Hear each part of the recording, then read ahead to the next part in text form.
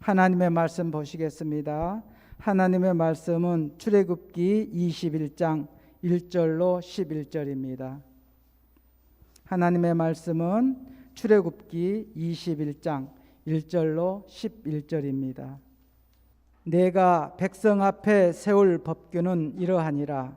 내가 히브리 종을 사면 그는 6해 동안 섬길 것이요 7째 해에는 몸값을 지불하지 않고 나아가 자유인이 될 것이며, 만일 그가 단신으로 왔으면 단신으로 나갈 것이요 장가 들었으면 그의 아내도 그와 함께 나가려니와, 만일 상전이 그에게 아내를 주어 그의 아내가 아들이나 딸을 낳았으면 그의 아내와 그의 자식들은 상전에게 속할 것이요 그는 단신으로 나갈 것이로되, 만일 종이 분명 말하기를 내가 상전과 내 처자를 사랑하니 나가서 자유인이 되지 않겠노라 하면 상전이 그를 데리고 재판장에게 나갈 것이요 또 그를 문이나 문설주 앞으로 데리고 가서 그것에다가 송곳으로 그의 귀를 뚫을 것이라.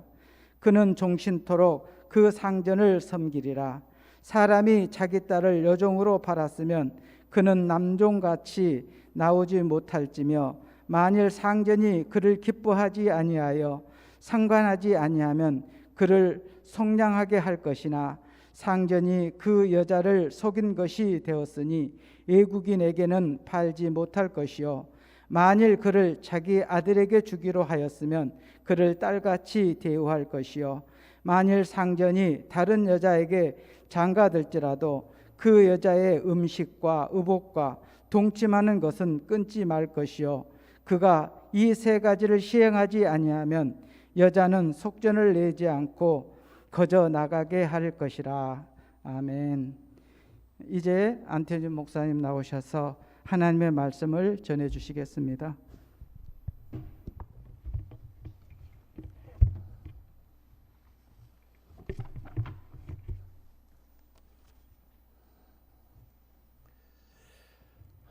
잠깐 기도하겠습니다. 하나님 아버지, 오늘 또 바이러스로 인해서 자유롭게 예배 드릴 수 없는 아주 각박한 상황이지만은, 이 척박한 상황 속에서도 우리들의 마음이 주님께로 향하게 하시고 주님께 나와 예배하며 찬양하며 주님의 이름을 부르게 하심을 감사합니다. 우리들에게 오늘도 말씀을 통해서 은혜를 주시고 우리들의 마음에 복을 주셔서 주님의 말씀이 우리들 마음판에 깊이 새겨지게 하여 주시옵소서. 오늘도 말씀의 은혜를 주실 줄 믿사옵고 예수님 이름으로 기도하옵나이다. 아멘.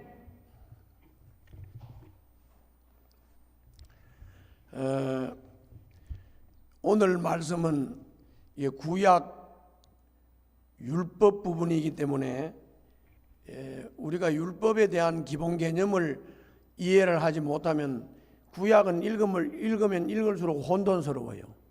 그래서 이제 잠깐 구약 개념을 말씀을 한 다음에 그리고 말씀을 살펴보도록 그렇게 하겠습니다. 이 율법은 십계명, 이 십계명을 우리가 이제 도덕법이라고 하는데, 이 십계명은 영원 불변한 거예요. 그러니까는 구약 시대에도 십계명은 십계명이고 지금도 십계명이에요. 그 십계명은 우리가 철저하게 지켜야 되는 거예요. 영원 불멸한 바로 계명이에요. 그런데 이제 그 시대마다 그 시대에 사는 사람들의 생활 방법을 규제했던 율법이 있어요. 그리고 이제 우리가 시민법이라고도 하고 생활법이라고도 하는데, 그런 사람들이 생활하는데 필요로 하는 생활법, 이 시민법은 이미 지금 이 시대에는 그 시대와 지금 시대가 맞지 않아요. 그렇기 때문에 이거는 변한 거예요. 변했거나 바뀌었거나 이런 상황이에요. 그래서 그런 시민법이나 생활을 규정하는 법, 이런 법은 율법을 읽을 때 이거는 지금 시대하고 다르고 이미 바뀌었거나 변화된 것이라고 하는 것을 이해를 하고 읽어야 되는 거예요. 또 한 가지는 제사법이 있어요. 이거는 이제 구약의 성막이나 성전에서 하나님 앞에 제사 드릴 때 뭐 희생 제물은 어떻게 드리고 번제는 어떻게 드리고 화목제는 어떻게 드려라 하는 이런 제사법, 이미 이 제사법은 예수님이 십자가에 못 박혀 죽으시고 부활하면서 이미 구약의 제사법은 폐지가 된 거예요. 그리고 이제는 새 언약 백성으로서 예수 안에서 하나님을 예배하는 새 언약 백성의 예배가 있는 거죠. 그게 요한복음 4장 24절에서 말씀한 대로 하나님을 예배할 때 신령과 진정으로 예배한다. 하나님은 영이시니 예배하는 자가 신령과 진정으로 예배한다. 이렇게 되어 있기 때문에 제사법은 폐지된 법이다. 생활법이나 시민법은 이거는 우리들이 사는 생활이 시대마다 바뀌었기 때문에 우리는 시민법이나 생활법은 그냥 그 정신을 우리가 이어받아야 되는 거다. 문자대로 말씀을 지키는 게 아니고, 율법은 하나님이 이 말씀을 왜 하셨느냐라고 하는 그 정신, 하나님이 말씀하시고자 하시는 하나님의 마음, 그거를 우리가 이해를 하고 이렇게 지키면 돼요. 그런데 오늘 우리가 알아볼 이 종에 관한 법은 이게 시민법이에요. 생활법이라고요.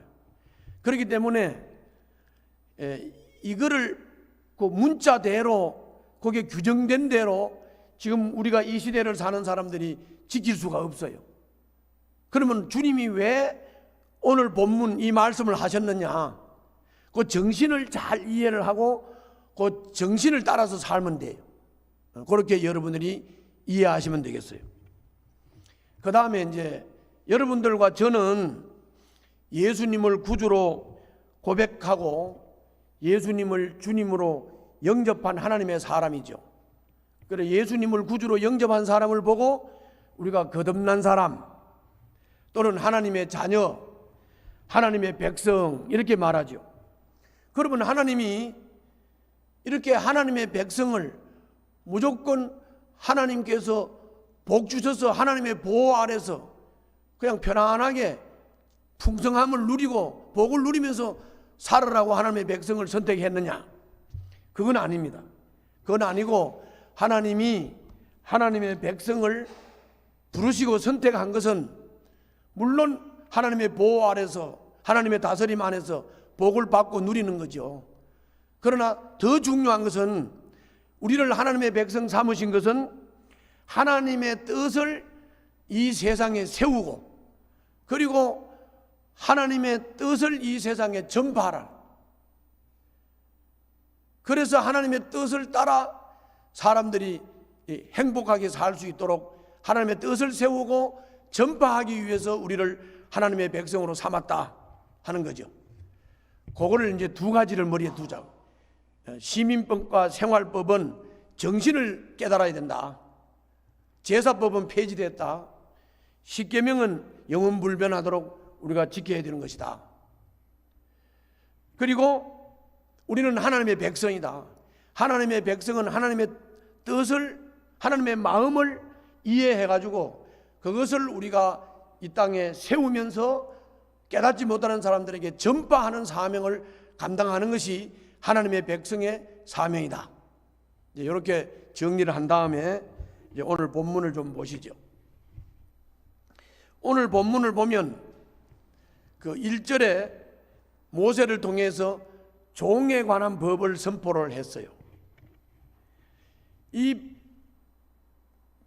종에 관한 이 법을 우리가 문맥을 따라서 자세히 살펴보면 그때 당시에 살던 고대 근동 지방에 살던 사람들의 그 종을 다루는 그 태도나 방법으로 볼 때 도저히 오늘 여기 본문에서 말하고 있는 하나님의 말씀은 너무 이례적이고 현실과 맞지 않아요.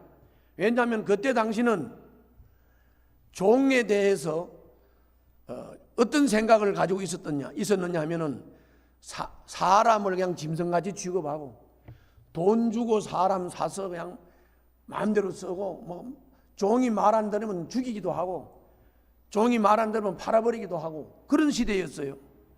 그런 시대예요. 그 다음에 특히 여자들도 마찬가지로 내가 돈 주고 여자를 종으로 사요. 사가지고는 또 자기가 아내처럼 뭐 부부관계도 하고 그래도 또 마음에 안 들면 버려버리고 그게 그때 당시에 사회 풍토예요. 그런 사회 풍토 속에서 하나님이 오늘 말씀을 하신 것은 우리가 자세히 살펴보면 그 문맥을 따라서 자세히 살펴보면 참 이례적이다. 그때 당시에 사람들은 이해를 못할 말씀을 하나님이 하셨다. 이렇게 우리가 이해할 수 있어요. 본문 한번 볼까요? 여러분들 한번 거기 2절 한번 보시죠. 제가 읽을 테니까 눈으로 한번 따라와 주시죠. 내가 히브리 종을 사면 그는 6해 동안 섬길 것이요 7해에는 몸값을 물지 않고 나가 자유인이 될 것이며 만일 그가 단신으로 왔으면 단신으로 나갈 것이요 장가 들었으면 그의 아내도 그와 함께 나가려니와 만일 상전이 그에게 아내를 주어 그의 아내가 아들이나 딸을 낳았으면 그의 아내와 그의 자식들은 성전에게 속할 것이요 장전에게 속할 것이요 그는 단신으로 나갈 것이로되 만일 종이 분명히 말하기를 내가 상전과 내 처자를 사랑하니 나가서 자유인이 되지 않겠노라 하면 상전이 그를 데리고 재판장에게로 갈 것이요 또 그를 문이나 문설주 앞으로 데리고 가서 그것에다가 송곳으로 그의 귀를 뚫을 것이라. 그는 종신토록 그 상전을 섬기리라. 6절까지 말씀입니다. 여기를 잘 보면 그때 당시에 히브리 사람 이렇게 말할 때는 요새로 말하면 가진 것도 없고 아주 사회적인 약자를 말할 때 히브리 사람 이렇게 말했어요. 그때 당시는 이집트 사람 그러면 아주 부자고 소유가 많은 그런 사람을 말할 때는 좀 상위층 신분을 말할 때는 이집트 사람 이렇게 말했고 히브리 사람 이렇게 말하면 그건 가진 것도 없이 그래서 사회적 약자를 말할 때 히브리 사람이라고 그랬어요. 아까 종에 대한 태도도 말했죠. 그러면 종에 대해서 이런 태도를 가진 사람들 그리고 유대인들을 보고 히브리 사람들하고 무시하고 멸시하고 그냥 가진 것 없는 사회적 약자로 취급하는 사람들 이런 사람들에 대해서 하나님은 어떻든지 자유를 주려고 그랬죠. 6년 동안은 종으로 종살이를 하지만 7년째 되는 해에는 자유를 주라. 이게 막 파격적인 얘기예요. 그때 당시에 사람들이 종을 대하는 태도나 생각에 비하면 이 말씀은 파격적인 말씀이에요. 게다가 자유를 줄 때 너가 단신으로 종으로 팔려왔으면 단신으로 자유하게 해주고 누구 아내를 데리고 왔으면 아내도 같이 자유하게 해줘라. 그런데 혼자 종으로 왔는데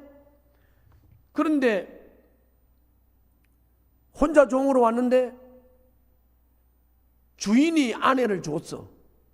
그래가지고 아이를 낳았어. 그러면 그 아내와 그 아내가 낳은 아이는 주인의 소유가 되기 때문에 그때는 아내와 같이 나가지 못한다. 자식들도 같이 나가지 못한다. 그러니까 너 혼자 자유해라. 자유를 얻어라 그런 말이죠.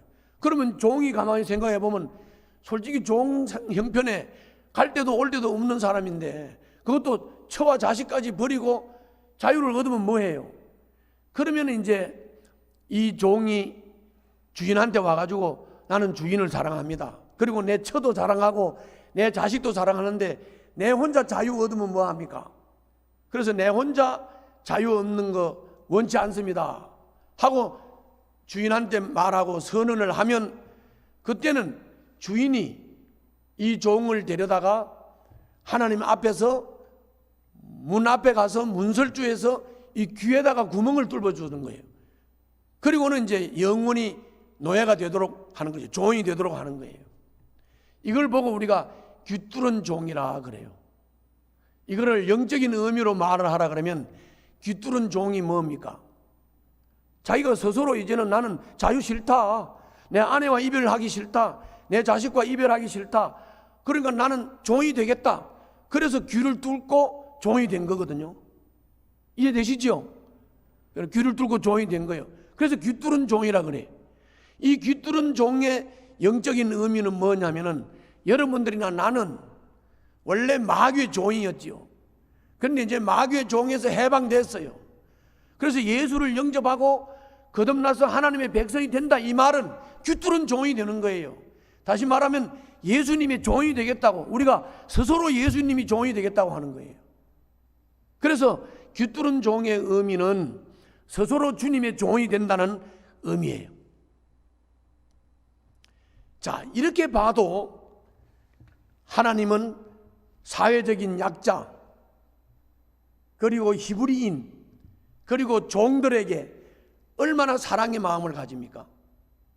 자유시키려고 애를 쓰고, 또 갈 데 올 데가 없는 종이 처와 자녀들과 이별하기 싫어서 내가 스스로 종이 되겠다고 하면 그것도 받아주고, 다시 말하면 존중하는 거죠.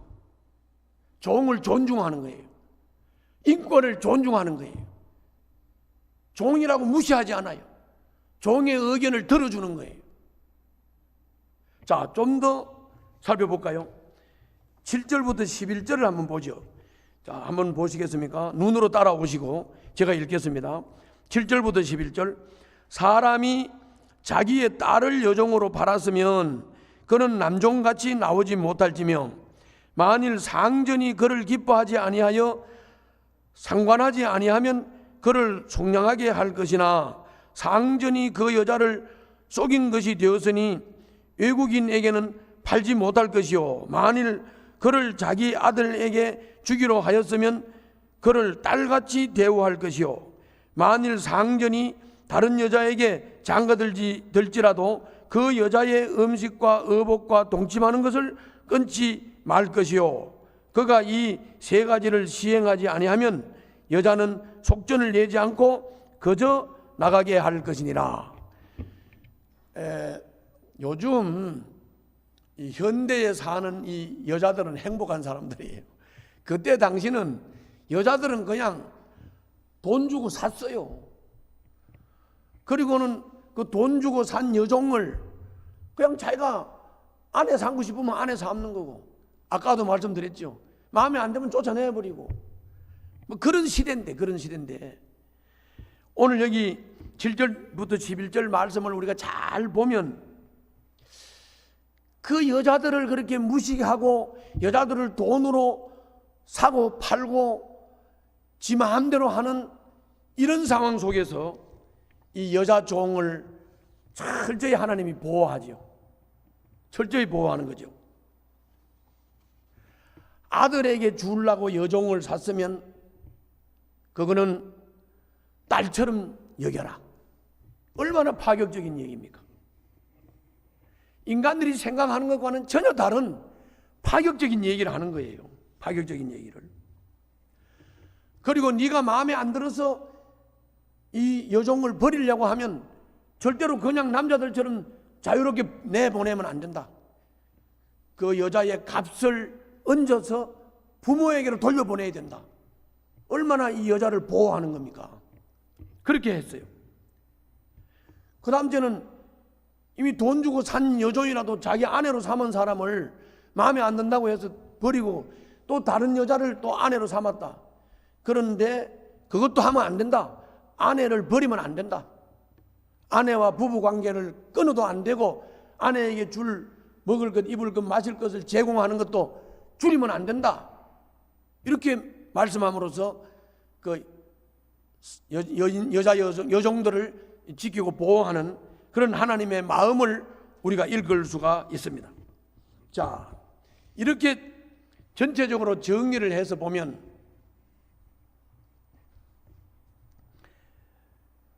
이 인권보다는 돈이 먼저다 하면서 돈을 우상시하면서 사람의 인권을 무시하는 세상,